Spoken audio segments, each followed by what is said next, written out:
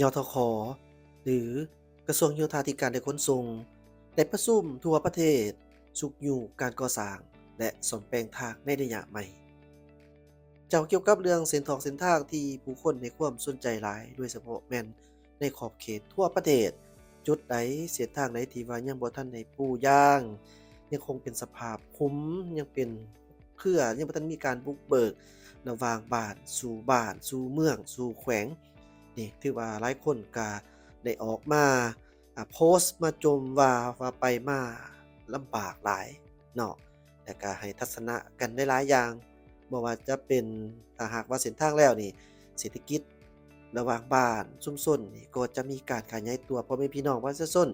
ก็จะอยากปลูกผักปลูกมีปลูกพืชหลายขึ้นเฮ็ดกสิกรรมเพื่อว่าจะนำเอาสินค้านั้นไปขายอยู่ตลาดมันก็จะสะดวกสบายถ้ามีทาง ก็ได้มีการคอมเมนต์มีการกล่าวว่ากันได้หลายอย่างจ้ะท่านผู้ชมมันก็แม่นความจริงเนาะเส้นทางดีแม่นหยังมันก็สิดีไปเบิดนั่นแหละจ้ะท่านผู้ชมเฉพาะแต่พ่อแม่พี่น้องประชาชนเฮานี่ก็จะไปมาหาสู่กันได้สะดวกโรงเรียนขึ้นกว่าเก่าเจ้าฉะนั้นก็มันเป็นหยังที่มีความจำเป็นและก็สำคัญอีหลีและก็ที่สุดเลยเนาะเจ้ามามีข่าวดีเนาะเจ้าแต่ทานเหล็กไหลศรีวิไล คือว่าเพิ่นเองก็เป็นรัฐมนตรีกระทรวงยทคโยธาธิการและขนส่งท่านให้เขามารับตำแหน่งบ่พอเท่าไรนี่ก็เห็นว่าผลงานแล้วก็เพิ่นก็ได้ลงติดตามในหลายโครงการก่อสร้างด้วยกันโดยเฉพาะเป็นจุดที่มันยุ่งมันยากในแต่ละปีเนี่ยเราก็จะเห็นว่าได้มีข่าวๆออกมาโดยเฉพาะเส้นทางขึ้นทางภาคเหนือจุดเขตภูเก่าลักนี่ล่ะเจ้าท่านผู้ชมถือว่าเป็นภูเหวสั้นต่างๆหลายฝ่าหลายปีผ่านมาแล้วก็ถือว่า เจอแต่ความยุ่งยากเนาะฮอดยามฝนยามหยังมาแล้วก็เฮ็ดให้เส้นทางนั้นเป๋เป้เสียหายหนักเนื่องจากว่ารถบรรทุกหนักจำนวนหลายรถไปมาก็จำนวนหลายบางคันนี่ก็ต้องเว้าความจริงว่าบรรทุกเกินขอบเขตโพดก็หักมีหั้นน่ะเจ้าท่านผู้ชมอันนี้ก็เฮ็ดให้เป๋เป้ไว้ฉะนั้นเพิ่นเองก็ได้ลงไปกวดกาไปเบิ่งสภาพตัวจริงเนาะเราก็เห็นว่าผลงานตามมาทันทีนั่นก็คือจะเพิ่นกำลังก่อสร้างอยู่ตอนนี้ เป็นเส้นทางใหม่เป็นเฮ็ดเส้นทางใหม่เลยเนาะเจ้าเส้นทางแล้วเก่าต่างแต่ว่าเฮ็ดใหม่ยกระดับขึ้นให้มันได้มาตรฐานนี่ประมาณนั้นนี่คือผลงานของเพิ่นที่เห็นได้ชัดเจนแล้วบัดนี้มาเบิ่งตื่มเกี่ยวกับตัวทางเพิ่นได้ลงไปประชุมในทั่วประเทศนี่เนาะเจ้าให้มีการก่อสร้างสุขอยู่การก่อสร้างซ่อมแปลงทางในระยะใหม่ด้วยทางกระทรวงโยธาธิการและขนส่งประชุมทั่วประเทศสุขอยู่ส่งเสริมการก่อสร้าง และซ่อมแปลงเส้นทางให้ได้มาตรฐาน ผมรู้จากทางข่าวเศรษฐกิจการค้าที่เพิ่นเปิดเผยให้รู้ว่ากระทรวงโยธาธิการและขนส่งหรือว่ายทคเพิ่นก็ได้เรียกประชุมพนักงานทั่วประเทศเพื่อพันขยายมติกองประชุมสภาแห่งชาติมติของทางรัฐบาลและก็คำแนะนำการจัดตั้งปฏิบัติโครงการก่อสร้างซ่อมแปลงเส้นทางในระยะใหม่ ในวันที่29ธันวาคม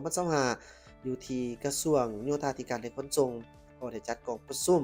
เผยแพร่มติสภาแห่งชาติเลขที่165ทับสพสลงวันที่26มิถุนายน2025มติรัฐบาลเลขที่10ทับลบลงวันที่1กันยายน2025และคำแนะนำการจัดตั้งปฏิบัติโครงการก่อสร้างและซ่อมแปลงทางในระยะใหม่เลขที่ 31190ทับยทขลงวันที่23ธันวาคม2025โดยเป็นประธานของทานเหล็กไหลศรีวิไลย์รัฐมนตรีกระทรวงโยธาธิการและขนส่งมีทานรองรัฐมนตรีหัวหน้าห้องกรมบรรดาแผนกโยธาธิการและขนส่งทั่วประเทศก็ได้เข้าร่วมโดยทั้งทานเหล็กไหลศรีวิไลย์ได้กล่าวว่าองค์ประชุมในครั้งนี้ นอกจากเผยแพร่บรรดานิติกรรมต่างๆแล้ว พวกเรายังได้พร้อมกันแลกเปลี่ยนความคิดความเห็นปรึกษาหารือร่วมกันตื่มเช่นว่าได้รายละเอียดต่างๆ การจัดตั้งปฏิบัติตัวจริงให้มีสิ่งใดที่ว่ายังบ่ทันจะแจ้งจุดใดที่ว่ายังบ่ทันได้มีการร่วมกันแก้ไขเพื่อเฮ็ดแนวใดให้มติ165ทับสพสดังกล่าวนี่สามารถจัดตั้งปฏิบัติได้ อย่างมีประสิทธิผลและเกิดเป็นรูปธรรมโดยไวที่สุด โดยมีหัวข้อนำเสนอจากจะประกอบส่วนมีคือ 1. มติเลขที่6 165ทับสพศลงวันที่26มิถุนายน2025และมติเลขที่10ทับลบลงวันที่1กันยายน2025 2. คำแนะนำการจัดตั้งปฏิบัติโครงการก่อสร้างและซ่อมแปลงทางในระยะใหม่หรือว่า OPBRC และ PRTC 3. ความคืบหน้าการจัดตั้งปฏิบัติโครงการ OPBRC และ PRTC ที่ว่าได้เซ็น MOU แล้วนั้น 4. การจัดตั้งปฏิบัติโครงการ OPBRC ทางเลขที่13เหนือ13ใต้ 2E และ 2W ที่นำใส่ทุนสากล 5. การจัดสรรงบประมาณกองทุนทางปี 2026 6. เวียกซ่อมแปลงทางเวียกบูรณะรักษาทางปี 2026 หน่วยงานซ่อมแปลงทางหลวงเก็บเงินค่าปรับไหมรถบรรทุกเกินการพัฒขยายแจ้งการเลขที่665ทับหสนยลงวันที่24เมษายน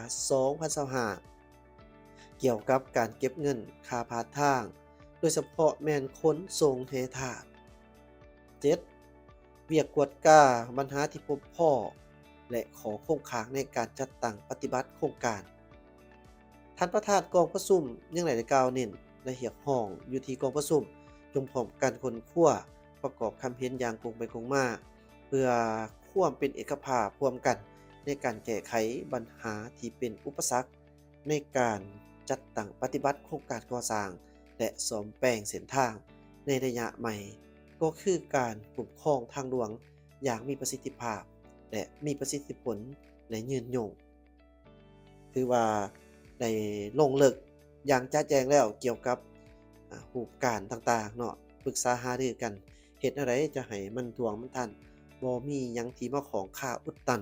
เฮ็ดอะไรมันจึงจะมีการพัฒนาได้ไวโดยเฉพาะแม่นถ้าหากว่ามีทุนแล้วนี่เกี่ยวกับเวียกการปฏิบัติต่างๆเนาะเจ้าท่านผู้ชมนี่ถือว่าเพิ่นก็เอาจริงเอาจังเฮาเห็นได้เนาะโดยเฉพาะนี่ก็อยากย้ำเนาะเจ้าท่านผู้ชมเส้นทางเมื่อมันดีมันงามแล้วหั้นนะเจ้าเฮาก็ยังคงเห็นบางคันเนาะอันนี้เฮาต้องใช้คำว่ารถบางคันโดยเฉพาะแม่นรถบรรทุกหนักนี่นะที่ว่าแก่เกินขอบเขตเนาะบรรทุกน้ำหนักเกินขอบเขตนี่ที่แล่นในนี่เพิ่นก็ระบุได้ว่าจะมีการปรับใหม่รถคันใดที่บรรทุกหนักเนาะหรือว่าบรรทุกเกินบ่แม่นเฮาบอกเองเด้อเจ้าท่านผู้ชมแม่นพันขยายตามที่เพิ่นได้ประชุมปรึกษาหารือกันเจ้า